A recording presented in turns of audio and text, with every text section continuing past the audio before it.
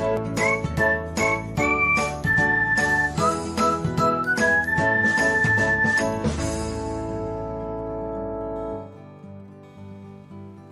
everyone, welcome back to another episode of Technologyglance.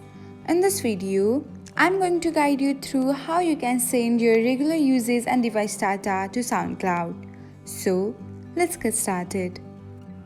Watch till the end and don't forget to subscribe to Technologyglance by hitting the subscribe button and press the bell icon so that you'll never miss another update. Without further ado, let's get started. First of all, open the Soundcloud app on your device. Now, tap on the library icon.